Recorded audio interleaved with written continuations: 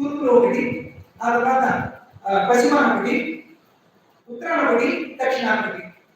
ఈ 4 భాగాలుగా ఆయన ఆమ్రాయ పీఠాన్ని ఏర్పరిచారు. ఆమ్రాయ పీఠాన్ని ఏర్పరిచి అందులో తనతో సమానంగా గౌరవించేటట్టుగా తన యొక్క శిష్యుల్ని నెలకొల్పి ఆయన చక్కటి రూల్స్ అండ్ రెగ్యులేషన్స్ ఏర్పాటు చేసి అందులో ఎలాంటి పూజాధికారులు జరగాలి, ఎలాంటి కర్మకాండలు ఎప్పుడు జరుగుతూ ఉండాలి అనేటటువంటి అన్నింటినీ కూడా చెప్పి ఆయనకి అప్పటికే భారతదేశం యొక్క మనుషులుగా ఆయన యొక్క అనుచరణమే ఉన్నది. అనుచరణ అంటే అనుచరులు ఆయన అభిప్రాయాన్ని గౌరవిస్తూ ఆయన వెంట నడిచేవాడు. అనుచరులు అంటే అనుచరులు అంటే ఆయన వెంట నడిచేవాడు అని మాత్రమే కాకుండా ఆయన యొక్క అభిప్రాయాన్ని స్వీకరించి ఇంకా అంతకన్నా అద్భుతమైనటువంటి అభిప్రాయాన్ని చెప్పగలిగినటువంటి వాడు లేడు అనే త్రికరణ శుద్ధిగా అన్ని ఆయన వెంట నడిచేటటువంటి వారు మొత్తం భారతదేశం అంతా కూడా ఆయన శిష్యకరం అయిపోయింది. అలాంటి క్రమంలో ఆయన ఈ భారతదేశంలో ఈ సనాతన ధర్మాన్ని పాల్గొంటూ అద్వైత సిద్ధాంతాన్ని ప్రచారం చేశారు. ఇక్కడ అద్వైత సిద్ధాంత కర్త అని చెప్పడానికి లేదు. అంతకు ముందు కూడా అద్వైతం ఉన్నది. అద్వైతం సనాతన ధర్మం ఎప్పుడైతే ఉందో అప్పటి నుంచి సనాతన ధర్మం ఉన్నది. అది 780 సంవత్సరంలో ప్రారంభమైంది కాదు.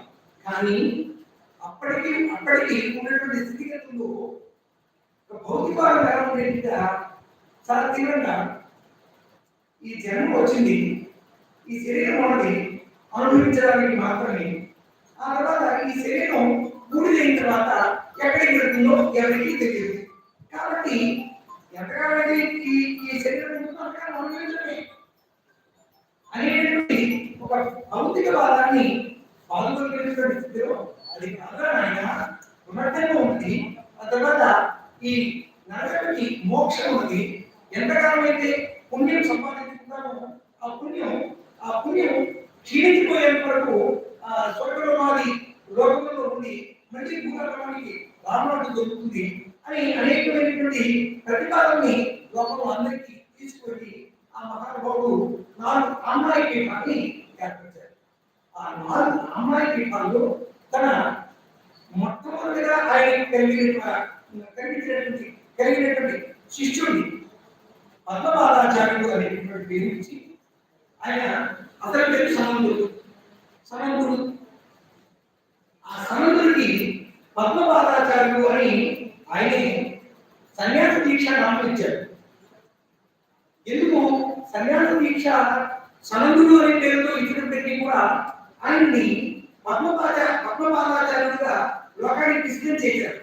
ఎందుకు అంటే ఆ పద్మపాదాచార్యుడికి ఉన్నటువంటి గురుభక్తిని లోకానికి ప్రాచుర్యం చేయడం కోసం ఆయన ఒకసారి తన యొక్క శిష్యులందరినీ కూర్చోబెట్టి ఆయన పాఠం చెప్తున్నారు.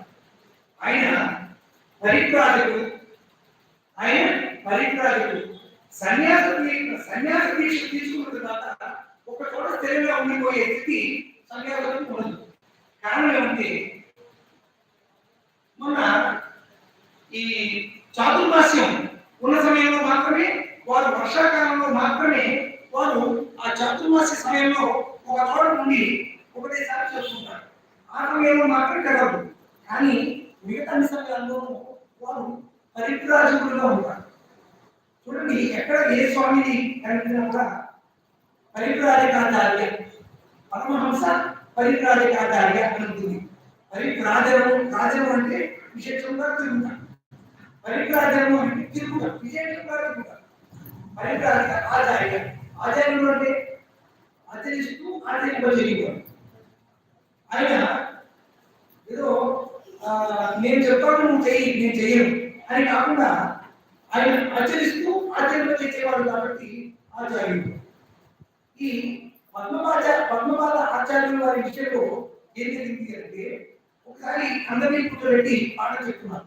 పాఠం చెప్తుంటే ఈ సనందుడు అనేటటువంటి ఈ శిష్యుడు గంగానికి ఇది కాశీ ఎక్కడో చదువుకుంటుంటే కాశీకి యువతల ఒడ్డున ఈయన కూర్చున్నారు.